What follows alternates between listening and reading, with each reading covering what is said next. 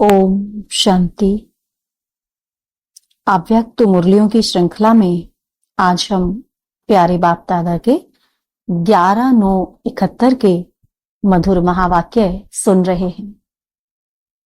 मुरली का सार है डबल रिफाइन स्टेज।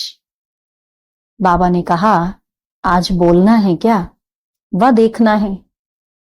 क्या देखना ही बोलना नहीं है? ऐसा अनुभव है कि जो कुछ बोलना हो वह मुंह से ना बोल नैनों से बोले। ऐसे हो सकता है, ऐसे होता भी है। आज यह master knowledgeful, powerful, successful, serviceable की सभा है, तो क्या नैनों से ही नहीं जान सकेंगे? अपने मन की भावना व बुद्धि के संकल्पों को नैनों से प्रकट नहीं कर सकते? यह भी तो पढ़ाई का पाठ है। तो बताओ, आज बाप दादा क्या बोलने चाहते हैं? जानते हो ना, मास्टर नॉलेजफुल हो ना। तो यह पाठ जब पढ़ चुके हो तो इसी पाठ का पेपर देने के लिए तैयार हो। महावीर तो हो ही, यह महावीरों का ग्रुप है ना। औरों की बैटरी को चार्ज करने वाले इंचार्ज हैं। बाप दादा तो देख रहे हैं कि यह सभी नंबरवार पास हुए ग्रुप हैं। कई बातों को, कई अनुभवों को देखते पास करते करते पास नहीं हो गए हो। 3 प्रकार के पास हैं, तो इन तीनों प्रकार के पास शब्द में पास होना है। एक होता है कोई बात व रास्ते को पास करना, एक होता है पढ़ाई में पास होना, और नजदीक को भी पास कहते हैं। नजदीक अर्थात समीप रखना। तो तीनों प्रकार के पास शब्द में पास हो। त्रिशूल का तिलक अर्थात तीनों ही प्रकार के पास शब्द में पास। यह तिलक नहीं दिखाई देता है।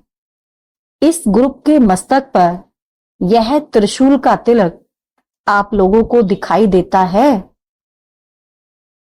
बाप दादा को आज की सभा क्या दिखाई दे रही है? बाप दादा को आज की सभा क्या दिखाई दे रही है, यह जानती हो? अपना साक्षात्कार तो होता ही है ना।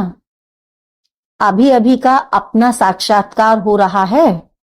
बाबा ने दादी को कहा, देखो यह है साक्षात्कार मूर्त और आप हो साक्षी। तो बताओ, इन्हों के ग्रुप का कौन सा एक साक्षात्कार हो रहा है? यह दादी माइक है, और बाबा ने कहा यह दीदी आप माइट हो। दादी को बाबा ने कहा माइक और दीदी को कहा माइट हो। ऐसे यह माइट देती है, वह माइक बोलता है।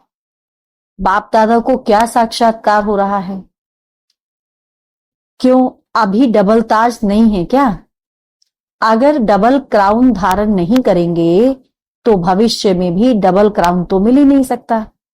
तो आज डबल ताजधारी, तिलकधारी, तख्त नशीन राज ऋषि दरबार देख रहे हैं। भविष्य की दरबार तो इस दरबार के आगे फीकी लगती है।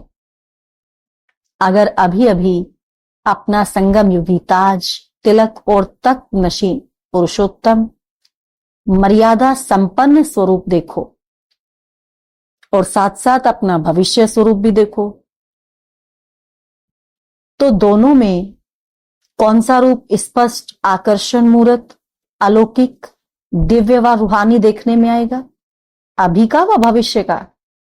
तो अपने स्वरूपों का सदा साक्षात्कार करते और कराते रहते हो कि अभी पर्दे के अंदर तैयार हो रहे हो, स्टेज पर नहीं आए हो। वर्तमान समय स्टेज पर किस रूप में रहते हो? अभी की अपनी स्टेज को कहां तक समझते हो? एक है फाइनल स्टेज। तो फाइनल है, फाइन है, रिफाइन है? पूछ रहे हैं बाबा। आजकल मालूम है कि रिफाइन भी डबल रिफाइन होता है। तो अभी रिफाइन है, डबल रिफाइन होना है व रिफाइन होना है। एक बार का रिफाइन तो पूरा हो गया ना। अभी डबल रिफाइन होने आए हो। फाइनल की डेट कौन सी है? अगर पहले से ही नहीं होगी तो आप लोगों के भक्त और प्रजा आपके संपूर्ण स्वरूपों का साक्षात्कार कैसे करेंगे? फिर नहीं तो आपके चित्र भी टेढ़े बांके बनाएंगे। अगर आपके संपूर्णता का फाइनल स्टेज का साक्षात्कार नहीं करेंगे तो चित्र क्या बनाएंगे? चित्र भी रिफाइन नहीं बनाएंगे। तो पहले से ही अपना संपूर्ण साक्षात्कार कराना है। अभी आपके भक्तों में गुणगान करने के संस्कार भरेंगे तो द्वापर युग में उतरते ही आपके चित्रों के आगे गुणगान करेंगे। सब आत्माओं में सर्व रीति रस्म के संस्कार तो अभी से ही भरने हैं ना, भरने का समय है। फिर है प्रैक्टिकल करने का समय। जैसे जैसे आप आत्मा में सारे कल्प के पूज्य और पुजारीपन के दोनों ही संस्कार अभी भर रहे हैं, जितना पूज्य बनेंगे उसी प्रमाण पुजारीपन की स्टेज भी ऑटोमेटिकली बनती जाएगी। तो जैसे आप आत्माओं में सारे कल्प के संस्कार भरते हैं, वैसे ही आपके भक्तों में भी अभी ही संस्कार भरेंगे। तो जैसे आपका स्वरूप होगा वैसे ही संस्कार भरेंगे। इसीलिए अभी जल्दी जल्दी अपने को फाइनल स्टेज पर ले जाओ। ऐसी फाइनल स्टेज बनाओ जो अब भी फाइन ना पड़े। जो डबल रिफाइन हो जाएंगे उनको फाइन नहीं पड़ेगा। फाइनल वाले का कोई फाइल नहीं रह जाता। इसीलिए जो भी कुछ फाइल रहा हुआ है उसको खत्म करो। अगर महावीरों को भी फाइन भरना पड़े तो महावीर ही क्या। इसीलिए सुनाया कि आज बोलना नहीं है, इशारे से ही समझने वाले हैं। यह तो ताज तख्त नशीन ग्रुप है, तो वह सुनने से कैसे समझेंगे। अगर अभी भी कहने से करेंगे तो कहने से करने वाले तो मनुष्य होते हैं। आप लोग तो देवताओं से भी श्रेष्ठ हो। ब्राह्मण कहो व फरिश्ता कहो, फरिश्ते इशारे से समझते हैं, फर्श निवासी कहने से समझते हैं। अच्छा, बाप दादा इस ग्रुप को सारे विश्व के सामने क्या समझते हैं? जो हो वही बताना है। यह तो सारी सृष्टि को शरणागत करने वाली है, ना कि होने वाली। बाप दादा के सामने भी शरणागत होने वाली नहीं है, बाप को सर्वेंट बनाने वाली है। तो शरणागत हुई व शरणागत करने वाली हुई। सारी सृष्टि में जो भी महिमा करने योग्य शब्द हैं वह सभी हो। आज बाप दादा संपूर्ण रूप देख रहे हैं। सदा फरमान बरदार उसको कहते हैं जो एक संकल्प भी बिगड़ फरमान के ना करे।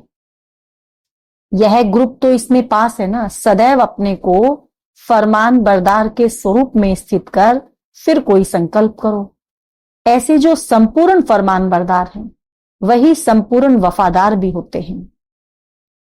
यह ग्रुप तो संपूर्णता के समीप है ना। संपूर्ण वफादारी किसको कहते हैं? वफादार का मुख्य गुण क्या होता है? उनका मुख्य गुण होता है जो अपनी भले जान चली जाए लेकिन हर वस्तु की संभाल करेंगे, तो कोई भी चीज व्यर्थ नुकसान नहीं करेंगे। अगर संकल्प, समय, शब्द और कर्म इन चारों में से कोई को भी व्यर्थ गंवाते हो, वह नुकसान के खाते में जाता है, तो उसको क्या संपूर्ण वफादार कहेंगे? क्योंकि जब से जन्म लिया अर्थात फरमान बरदार, आज्ञाकारी बने, ईमानदार बने हैं। एक छोटे से पैसे में भी ईमानदार होता है। तो जब से जन्म लिया है तब से मन अर्थात संकल्प, समय और कर्म जो भी करेंगे वह बाप के ईश्वरीय सेवा अर्थ करेंगे। यह प्रतिज्ञा की, सर्व समर्पण हुए हो, तो यह सभी बाप के ईश्वरीय सेवा अर्थ हो गए। अगर ईश्वरीय सेवा की बजाय कहां संकल्प व समय व तन द्वारा व्यर्थ कार्य होता है तो उनको क्या कहेंगे? उनको संपूर्ण वफादार कहेंगे? यह नहीं समझना कि एक सेकंड क्या बड़ी बात है। अगर एक नए पैसे की भी वफादारी नहीं तो उसको संपूर्ण वफादार नहीं कहेंगे। यह ग्रुप तो संपूर्ण फरमान बरदार, संपूर्ण वफादार है ना।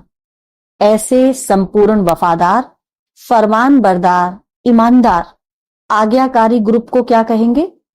नमस्ते। नमस्ते के बाद फिर क्या होता है? बाप तो संपूर्ण आज्ञाकारी हैं, एक दो को देख हर्षित हो रहे हैं ना। संगम युग के दरबार का यह श्रृंगार है। अच्छा, ओम शांति।